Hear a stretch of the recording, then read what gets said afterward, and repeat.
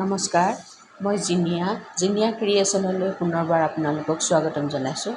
যিহেতু মই ICDS প্ৰজেক্টৰ লগত জড়িত, সেয়ে পোষণ মাহৰ বাবে মই দুআষাৰমান ক'ব বিচাৰিছোঁ।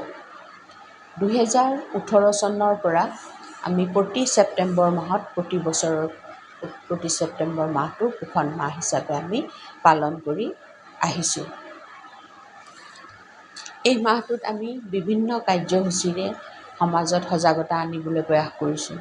আমি পৰিপুষ্টিৰ সভা, মাতৃদুগ্ধ সপ্তাহ, অন্নপ্ৰসন্ন দিৱস, প্ৰসূতি গৰ্ভৱতী মাতৃৰ যতন, পৰিপুষ্টি, কিশোৰীৰ শক্তিশালী নাৰী, বিভিন্ন থলুৱা খাদ্যৰে প্ৰতিযোগিতা আদিৰ আয়োজন কৰি আহিছোঁ।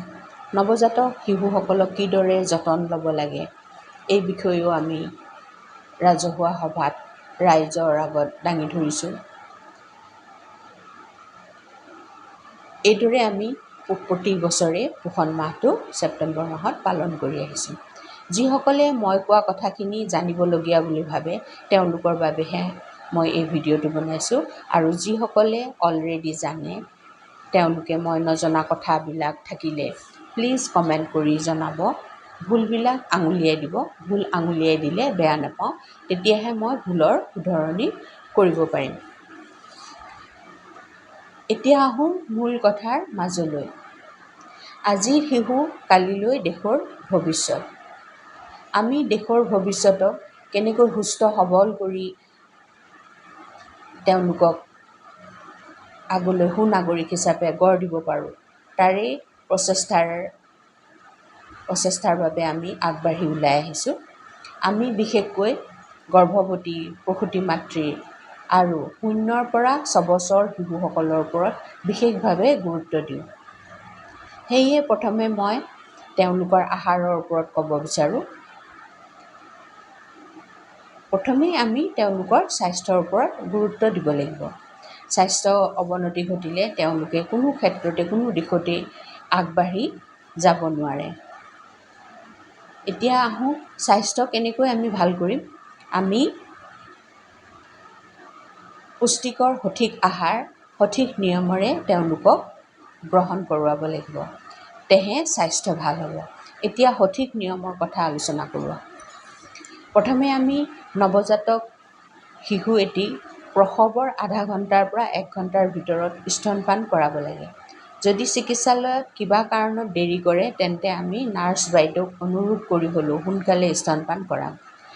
স্তনপান কৰাৰ আগত কুহুমীয়া গৰম পানীৰ সহায়ত স্তনৰ নিপলছটো কোমলাই চাফা কৰি ল'ব লাগে। তাৰপিছতে আমি শিশুক স্তনপান কৰাব লাগে। কিছুমানে প্ৰথম গাখীৰ হালধীয়া ৰঙৰ বুলি চেপি পেলাবলৈ চেষ্টা কৰে, সেইটো ভুলতো নকৰিব। সেইখিনি কলষ্ট্ৰাম বুলি কোৱা হয়। এই গাখীৰখিনিতেই সকলো পুষ্টি লুকাই থাকে। এই গাখীৰৰ দ্বাৰাই ৰোগ প্ৰতিৰোধ ক্ষমতা বাঢ়ে, ব্ৰেইন ডেভেলপ হয়, আমাৰ শিশুসকল তীক্ষ্ণ বুদ্ধিসম্পন্ন হয়। দ্বিতীয়তে আমি শিশুসকলক কোনো ধৰণৰ বাহিৰা আহাৰ ছমাহলৈকে নিদিওঁ, আন নালাগে পানীও নিদিওঁ, কাৰণ মাতৃদুগ্ধত যথেষ্ট পানী থাকে। বাহিৰা পানী খোৱালে তেওঁলোকে মাতৃদুগ্ধ পান কমকৈ কৰিব। 180 দিন গৈ 181 দিনাৰ পৰাই আমি বাহিৰা আহাৰ খোৱাবলৈ ল'ম, মানে ছমাহৰ পৰা। এতিয়া আহোঁ কি কি নিয়মত আমি শিশুসকলক আহাৰ খুৱাওঁ। আমাৰ 5 আঙুলিৰ নিয়ম আছে। প্ৰথমে আমি শিশুসকলৰ আহাৰত এচামুচ ঘি বা বাটাৰ বা এচামুচ তেল ব্যৱহাৰ কৰিম। দ্বিতীয়তে হ'ল এটা বাতি আৰু এখন চামুচ।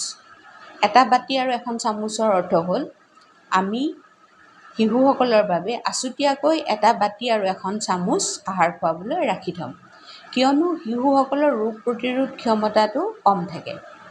যদি ঘৰৰ সদস্যসকলৰ কাৰোবাৰ যদি জ্বৰ, চৰ্দি, কাহ এনেধৰণৰ বেমাৰ হৈ থাকে, সেই বাতি চামুচ তেওঁলোকে ব্যৱহাৰ কৰি ভালকৈ নামাজাকৈ যদি থৈ দিয়ে, সেই চামুচখনেৰে যদি আমি শিশুক খুৱাওঁ তেন্তে শিশুৰ সেই বেমাৰ খুচৰিব পাৰে।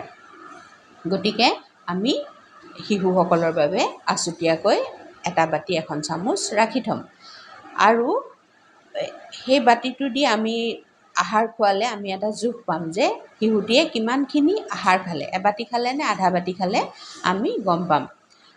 আমিও এটা ভুল কৰিছিলোঁ আগতে যে একেখন বাচনতেই ভালকৈ সানি পুটুকি আহাৰ শিশুকো খুৱাওঁ, নিজেও খাওঁ। এনেধৰণৰ আজিকালিও বহুতো মাতৃক কৰা দেখা যায় এই ভুলটো। তেনে কৰিলে শিশুটোৰ পেট ভৰিছে নাই আমি গম নাপাওঁ। সেয়ে আমি এটা বাতি যদি আছুতীয়াকৈ লওঁ, বাতিটোত কিমানখিনি আহাৰ খালে আমি গম পাম। তৃতীয়তে হ'ল কমেও দিনে 3 বাৰকৈ শিশুসকলক আহাৰ খোৱা। চতুৰ্থতে হ'ল আমি শিশুসকলক 4টা গোটৰ আহাৰ খুৱাম। তাৰমানে বিভিন্ন ধৰণৰ আহাৰ 4বিধ খুৱাম। যেনে কিছুমানে ৰাতিপুৱাই লুঠুৰি বনাই দিলে, গাখীৰেৰে লুঠুৰি বনাই দিলে, দিনটো সেই লুঠুৰিকে খুৱাই থাকিলে। তেনে নহয়, আমি তেওঁলোকক দিনটোত 3 বাৰ 4টা বিভিন্ন ধৰণৰ খাদ্যৰে আমি তেওঁলোকক খুৱাম। যেনে ধৰক ৰাতিপুৱা গাখীৰৰ তৈয়াৰী আহাৰ কিবা এটা খোৱালে, দুপৰীয়া আমি তেওঁলোকক বিভিন্ন শাক পাচলি দি, ৰঙালাও, গাজৰ, কোমোৰা, পালেং শাক এনেধৰণে বিভিন্ন শাক পাচলি দি পেলাই আমি তেওঁলোকক বিভিন্ন দালি দি খিচিৰি বনাই তেওঁলোকক পিহি পেলাই আমি খুৱাব পাৰোঁ।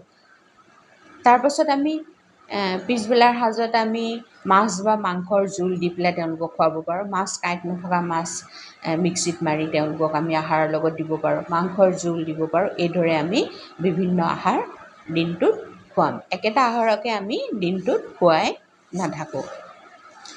পঞ্চমতে হ'ল শিশুসকলক মৰমেৰে আদৰ যত্নৰে আহাৰ খুৱাব লাগে। সকলোৰে ঘৰত খং, ৰাগ, কেতিয়াবা থোটা মোজা থাকেই। তেনে অৱস্থাত, খং উঠি থকা অৱস্থাত শিশুক আমি কেতিয়াও খুৱাব নালাগে। আমি অলপ সময় ৰৈ আমি যেতিয়া শান্ত হ'ম, তেতিয়া আমি শিশুক খুৱাবলৈ ল'ম। মৰমেৰে আদৰ যত্নৰে খুৱাম আৰু খুৱাই থাকোঁতে সদায় ভাল ভাল কথা চিন্তা কৰিম যে এই আহাৰ খাই আমাৰ শিশুটি হেল্ডি, ফিট, ষ্ট্ৰং, ইণ্টেলিজেণ্ট হ'ব, সুস্বাস্থ্য গৰাকী হ'ব, ডাঙৰ মানুহ হ'ব, ভাল মানুহ হ'ব। এইদৰে আমি শিশুসকলক মৰমেৰে আদৰেৰে ভাল ভাল কথা চিন্তা কৰি খুৱাবলৈ চেষ্টা কৰিব লাগে। লগতে আন এটা আৰু এক কথা কওঁ মই, আমি গৃহিণীবিলাকে যিকোনো বস্তু ৰান্ধোঁতে, আমি সদায় আহাৰ ৰান্ধোঁতে ভাল ভাল কথা চিন্তা কৰি আমি আহাৰ ৰান্ধিব লাগে। যেনে ধৰক এই আহাৰ খাই আমাৰ ঘৰৰ সকলো সদস্যৰ মাজত মিলা প্ৰীতি বাঢ়িব, হেল্ডি, ফিট, ষ্ট্ৰং, ইণ্টেলিজেণ্ট হ'ব।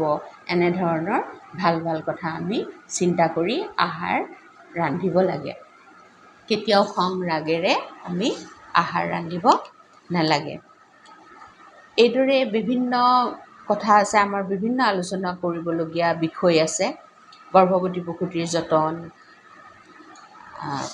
শিশুসকলৰ যতন আৰু বহুখিনি কথা, কিশোৰীৰ যতন। এইখিনি কথা ক'বলৈ গ'লে ভিডিঅ'টো বহুত দীঘল হ'ব। গতিকে আজিলৈ মই ইমানতে সামৰিছোঁ। আপোনালোকে ভিডিঅ'টো ভাল পালে লাইক কৰিব, কমেণ্ট কৰিব, শ্বেয়াৰ কৰিব আৰু মোৰ চেনেলটো ছাবস্ক্ৰাইব কৰি দিব আৰু কাষতে থকা বেল আইকনটো প্ৰেছ কৰিবলৈ নাপাহৰিব। ভিডিঅ'টি সম্পূৰ্ণৰূপে চোৱাৰ বাবে আপোনালোকক অশেষ ধন্যবাদ জনাইছোঁ। আজিলৈ আহোঁ। ধন্যবাদ।